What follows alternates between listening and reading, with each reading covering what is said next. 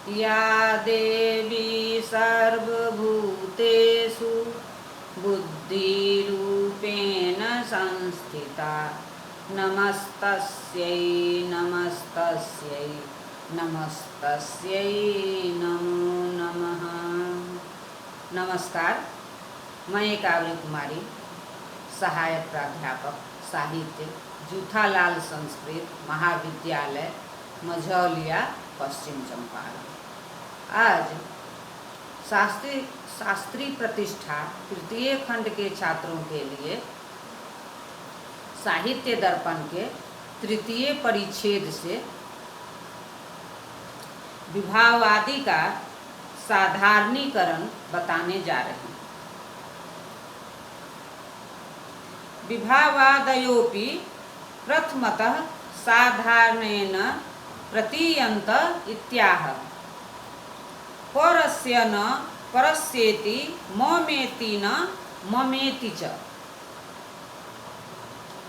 तदास्वादे विभावादे परिच्छेदो न विद्यते। स्वैकिगतानां च सुख दुख संविदामास्वादे यथा संभवं तदपगमभिरुतया वा तत्परिरक्षा व्यग्रतया वा तत्सदृशार्जिजीषया वा तज्जिहासया वा तत् प्रचिख्यापयीषया वा तद्गोपन्येच्छया वा प्रकारान्तरेण वा संवेदनानंतर समुद्गमः एव परमो विघ्नः। अर्थात यदि सामाजिक रत्यादि भावों को स्वगत मान ले तब उसे रस नहीं मिल सकता।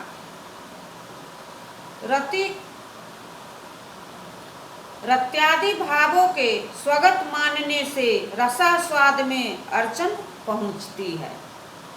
यदि काव्य नाट्य वर्णित रति को स्वगत मान लिया गया तब रस मिलना तो दूर रहे। सभी सामाजिक इस बात से डरते रहेंगे कि उनका आनंद अब छीना तब छीना। इस बात के लिए व्याकुल रहेंगे कि उनका यह आनंद कैसे सुरक्षित रहे, कैसे और भी अधिक मात्रा में उपार्जित किया जाए अथवा कैसे औरों पर प्रकट किया जाए। इसी प्रकार रत्यादि भावों के परगत मानने में भी रसास्वाद की संभावना नहीं हो सकती। कहा भी गया है, परगत त्वनियम भाजामपि सुख दुखानां संवेदने नियमेने स्वात्मनि सुख दुख मोह माध्यस्थ्या दिशं विदंत रोध गमन संभावनादवंशयं भावी विघ्नः। अर्थात रत्यादि भावों के परगत मान लेने पर रस नहीं मिल सकता,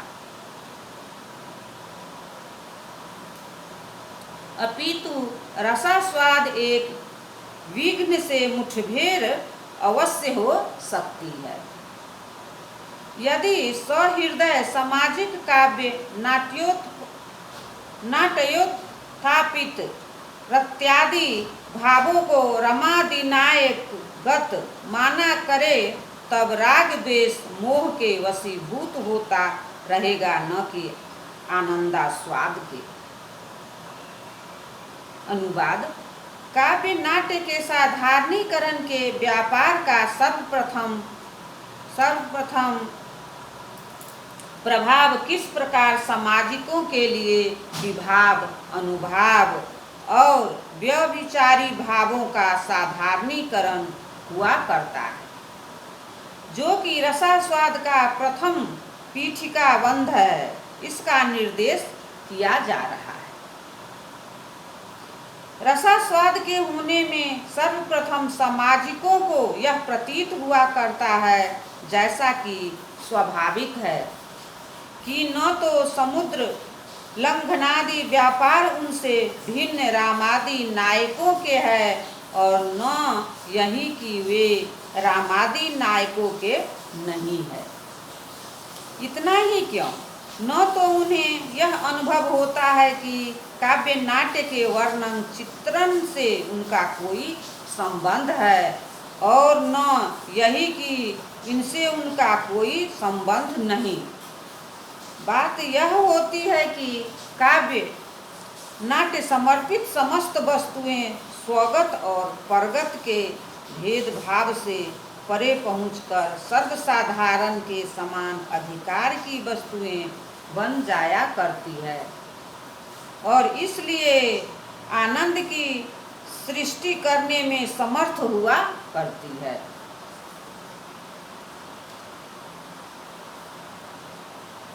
लोक से काव्य नाट्य का वैलक्षण्य साधारणीकरण। ननु तथापि कथमेव लौकिक त्वमेतेषां विभावादीनामित्युच्यते। विभावनादिव्यापारमलौकिक मुपेयुषाम्। अलौकिक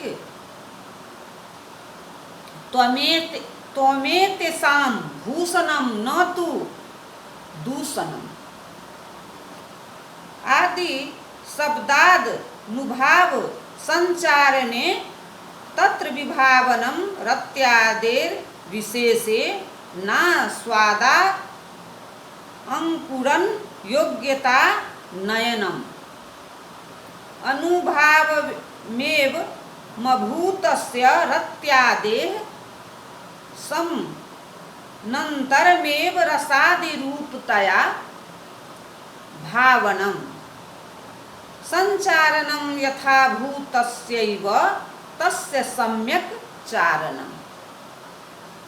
आचार्य अभिनव गुप्त के अनुसार रसना रूप प्रतीति एक सकल विघ्न विनिर्मुक्त प्रतीति हुआ करती है। सहृदय सामाजिकों के लिए काव्य नाट्य के आनंदानुभव में सबसे बड़ा विघ्न काव्य नाट्य समर्पित वस्तुओं का स्वगत अथवा परगत रूप से ग्रहण करना हुआ करता है। लोक में वस्तु मात्र के प्रति ममता अथवा परकीयता की भावना स्वभावतः रहा करती है। लोक की यह ममता अथवा परकीयता की भावना काव्य नाट्य की भावता शक्ति साधारणीकरण की शक्ति एक शब्द में व्यंजना शक्ति के द्वारा हटाई जाया करती है। इसके हटते समस्त काव्यार्पित वस्तुओं के प्रति सहृदय हृदय में साधारणी भाव परिपुष्ट हो उठता है, जिसके रहते रसात्मक अनुभव के अतिरिक्त और कोई भी अनुभव संभव नहीं। अनुवाद। भले ही लौकिक रत्यादि भावों के कारण कला काव्य नाट्य में आते ही स्वगत परगत के संबंध से परे प्रतीत हुआ करे, किंतु इनमें अलौकिकता की विशेषता क्यों कर समा जाती है, इसका निरूपण किया जा रहा है। जबकि लोकगत रत्यादि भावों के कारण कार्य और सहकारी तत्व काव्य नाट्य के क्षेत्र में उतरते ही विभावन, अनुभावन और व्यभिचारण का अलौकिक व्यापार प्रारंभ कर दे, तब इसका अलौकिक होना अथवा कहा जाना इनका दोष क्यों, वस्तुतः गुण ही माना जाया करता है। यहाँ विभावनादि में आदि शब्द का प्रयोग इसलिए किया गया है, इसमें विभावन व्यापार से अतिरिक्त अनुभावन और संचारण व्यभिचारण व्यापारों का भी बोध हो। विभावन व्यापार काव्य नाट्य का यह व्यापार है जो सामाजिक हृदय की रत्यादि वासनाओं को विशेष रूप से रसास्वाद के रूप में अंकुरित होने में समर्थ बनाया करता है। अनुभावन का व्यापार वह है जो इस रूप में अंकुरित रत्यादि वासनाओं को तत्काल रसादि रूप में परिणत किया करता है। और संचारण व्यभिचारण का व्यापार वह है जो कि विभावन और अनुभावन के व्यापारों में अंकुरित किवा पल्लवित रत्यादि वासनाओं को सम्य रूप से पुष्ट बनाया करता है। काव्य नाट्य के विभावनादि व्यापार व्यंजकत्व व्यापार के संबंध में अभिनव भारती की ये पंक्तियां स्मरणीय है। तत्र लोक व्यापारे कार्य कारण सहचात्म कलिंग दर्शने स्यायात्म परचित वृत्त्यनुमानाभ्यास एव पाठवाद धूना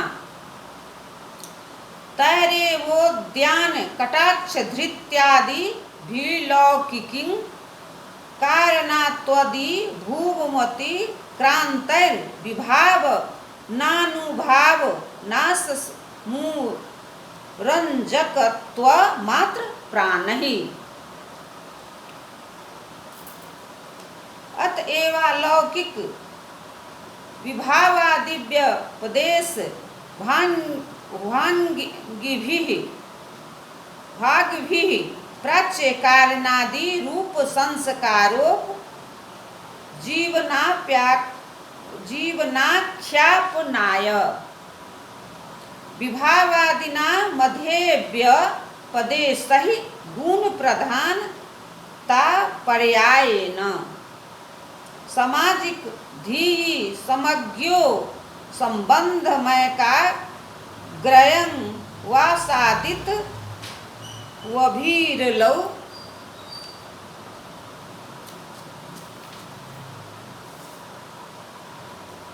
की कीर्णि विघ्न संवेदनात्मक चर्वना गोचरतांग नितोर्थश्चर्य मान तैक सारो न तु सिद्ध स्वभाव सतात्कालिक एव न तु चर्वना ती रिक्त कालावलंबी अस्थायी विलक्षण एव रसः।